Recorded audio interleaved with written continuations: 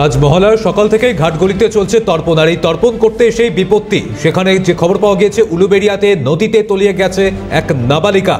উলুবেড়িয়া কালীবাড়ি ঘাট এলাকার ঘটনা। খড়গপুর থেকে পরিবারের সঙ্গে উলুবেড়িয়ায় আসে নাবালিকা।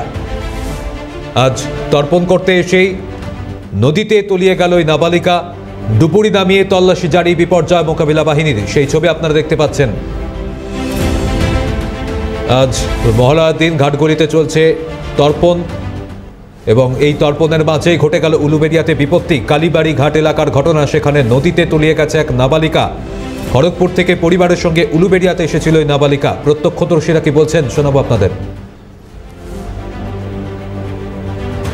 করতে নেমেছিল, তার মধ্যে তিনজনকে পাওয়া গেছে।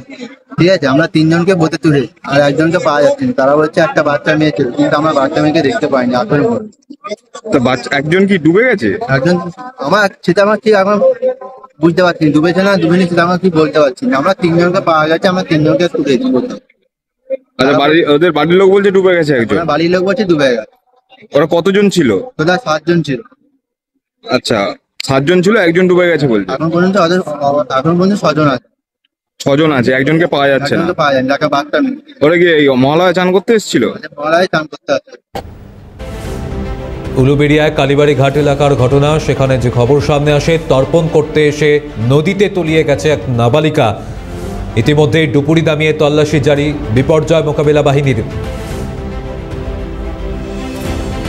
প্রতিনিধি সুপ্রিয় রায় আমাদের সঙ্গে রয়েছেন। সুপ্রিয়, নাবালিকাকে এখনো পর্যন্ত কি উদ্ধার করা গিয়েছে? হ্যাঁ, এখনো পর্যন্ত দেখো 11:15 বাজে, ঠিক এখনো পর্যন্ত কিন্তু নাবালিকাকে উদ্ধার করা যায়নি। পুলিশের তদন্ত এখনো চলছে। এখনো পর্যন্ত ডিজাস্টার ম্যানেজমেন্টের তীম সেই বোটের মাধ্যমে চারিদিকে কিন্তু জলে নেমে ডুবুরি নামিয়ে পর্যন্ত খোঁজ খবর চলছে।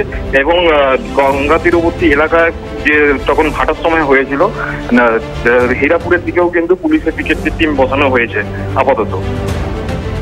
ধন্যবাদ সুপ্রিয়। আপনাদের শোনাবো পরিবারের পক্ষ থেকে কি বলা হচ্ছে।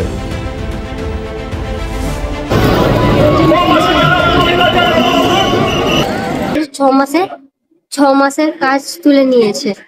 তো ওকে ওর বর মানা করেছিল যে মেয়েটাকে সামনে করে রাখবে, কেন 1 বছরে কোনো কাজ বাজ হয়নি। তো ওকে মানা করেছিল যে তুমি কোথাও গঙ্গা ফঙ্গাতে কোথাও স্নান করতে যাবে না বলে। ও কি করেছে, পুজো করবে না, কিছু করবে না। ও তাও নিজের ইচ্ছার মতন এসছে। প্রথমবার যাচ্ছে, স্নান করে দিয়ে চলে এসছে। দ্বিতীয়বার মেয়ে কি বলে যে মা চলে মাঝখানে যাব, দিয়ে বলে দিয়ে আমার বাবা তো তখন আমাদের 3 বোনকে নিয়ে বললো চত থেকে স্নান করে নিয়ে আসবো। তো আমরা স্নান করতে এসেছি, ওর মা মেয়ে জন্য এসে মাঝখানে আমার বাবা কি করছে, আমাকে নিয়ে যাচ্ছে স্নান করতে। ছোড়া ভেসে যাচ্ছে, ওদেরকে নিয়ে যেতে আমাকে নিয়ে গেছে। আমি বাবা হাত ধরে নিয়ে গেছে, তো আমার বাস আমিও ভেসে গেছি। আমার বাবা আমার বোনের হাত ধরে যাচ্ছিল, তখন মাসি আর মাসির মেয়ে ওরাও চলে গেছে। কারণ কি, মাসির মেয়ে অনেক জিদ করছিল যে যাবে বলে। তখন মাসি কি করেছে, ওর জিদটা শুনে ওকে নিয়ে গেছে ওখানে স্নান করার জন্য। তো মাসি আমার বোনের হাত ধরেছে, তারপর 4 জন মিলে ওখানে গেছে। মানে আমরা যেখানে ছিলাম তার থেকে একটু আগে ওরা গেছিল। তো ওইখানে যাওয়াতে জলের স্রোতটা অনেক বেশি থাকাতে ওরা ভেসে গেছে।